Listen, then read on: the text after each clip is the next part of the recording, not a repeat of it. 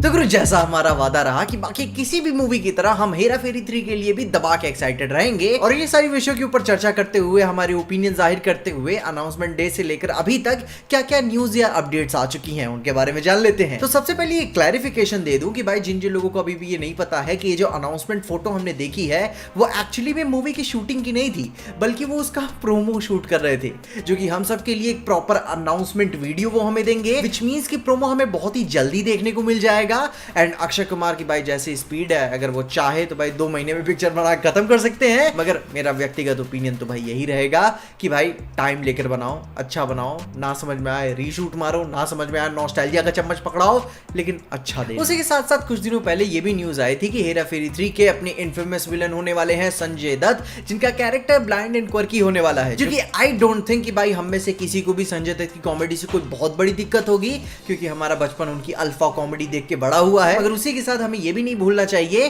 कि is also a directors actor, क्योंकि अगर कॉमेडी राजकुमार हिरानी ने लिखी है तो भाई अपन को कॉन्फिडेंस आ जाता है, लेकिन वही डबल धमाल में dialogue Farhad and Sajid brothers ने लिखे थे। एंड अभी उस पिक्चर से मेरे को जलेबी बाई छोड़ के कुछ याद नहीं है। सो आई ट्रस्ट दी एक्टर्स, मगर राइटर्स अच्छे होने चाहिए, वो ज्यादा इंपॉर्टेंट है। एंड हाँ भाई लोग, जैसे हेरा फेरी 3 की बात शुरू हुई थी एंड कई सारे लोग फरहाद सामजी को एज अ डायरेक्टर हायर करने के लिए क्वेश्चन भी कर रहे थे, जिसके बीच में भूल भुलैया 2 के एक्टर अनीस बाज़मी साहब का भी एक स्टेटमेंट आता है कि उनके पुराने स्टेटमेंट को मिसकोट किया जा रहा है, जिसपे उन्होंने क्लैरिफिकेशन तो नहीं दिया, बस गुड लक, थैंक यू और वगैरह वगैरह बोला। मगर उसी रिपोर्ट के अनुसार उनका पुराना स्टेटमेंट ये था कि हेरा फेरी 3 के लिए जब उन्हें अप्रोच किया जा रहा था, स्टूडियो के पास कोई एक्चुअल में एक कहानी थी नहीं, तो उस हिसाब से उन्होंने मना कर दिया। और जो कि उनके इसी पुरानी स्टेटमेंट को कह रहे हैं कि ये मिसकोट किया गया है, क्लैरिफिकेशन नहीं दिया कि एक्चुअली में बताया क्या जा रहा है। अब खैर उन्हीं सारी बातों के साथ एक डॉट्स कनेक्ट करते हुए ये बात समझ में आ रही है कि जब इंटरव्यू में अक्षय कुमार ने बोला था कि उन्हें हेरा फेरी 3 की स्क्रिप्ट पूरी तरीके से पसंद नहीं आई थी,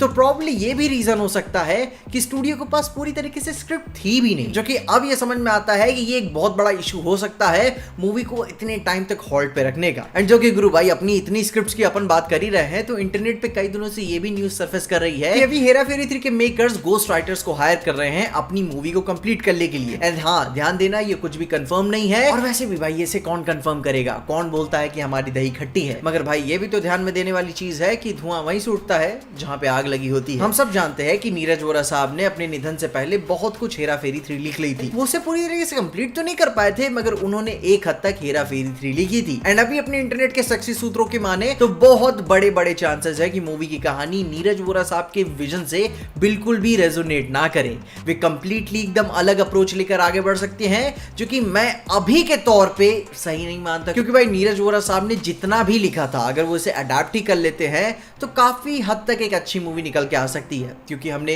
हेरा फेरी 1 और 2 देखी है, क्योंकि जिस हिसाब से इतना वो एवरग्रीन अडैप्ट करते हैं अभी तक मजा आ रही है भाई। एंड इन्हीं सारी बातों के बीच में सुनील शेट्टी साहब ने भी भाई कोपची में अपना एक कांग्रेचुलेशंस थैंक यू नोट भी डाल दिया लिंक्डइन पे, वो भी इतने लंबे चौड़े पोस्ट के साथ, जो कि भाई उन्होंने ज्यादा कुछ इनपुट तो नहीं दिया है, बस बताया है कि 33 साल का अपना इनका मूवी मेकिंग का एक्सपीरियंस और कैसे भाई मूवी बनाने में लायबिलिटी लेयर्स, उसका बिजनेस प्रोपोजिशन क्या होता है, वो सब उन्होंने समझाया। मगर एक चीज उन्होंने ये भी कही कि जैसे हर अच्छी चीज में समय लग जाता है वैसा इसमें भी लग गया, लेकिन अब फाइनली सुकून है उनके पास कि इतने सारे सवालों के जवाब अब उनके पास हैं। हेरा फेरी 3 फाइनली हो रही है। अब देखो जहां रही मेरी बात, मूवी चाहे जैसी भी आगे होगी, अपनी उम्मीदें अपने पास रखते हुए रिलीज डेट पास आते आते अपन कम से कम मूवी को उस तरीके से सेलिब्रेट तो कर ले जैसा एक्साइटमेंट हमारे दिल में है, एंड उसके बाद फिर देखा जाएगा मूवी कैसी होगी। तो कम से कम जितना अपने हाथ में है उतना एंजॉय तो कर ले। तुम अपने ओपिनियंस बताओ कि तुम इसके बारे में क्या सोचते हो, और क्या तुम्हें लगता है कि स्क्रिप्ट्स का सच में इतना बड़ा लोचा चल रहा है? अपने ओपिनियंस में कमेंट जरूर बताना। एंड यस, तुम अपने फरहाद सामजी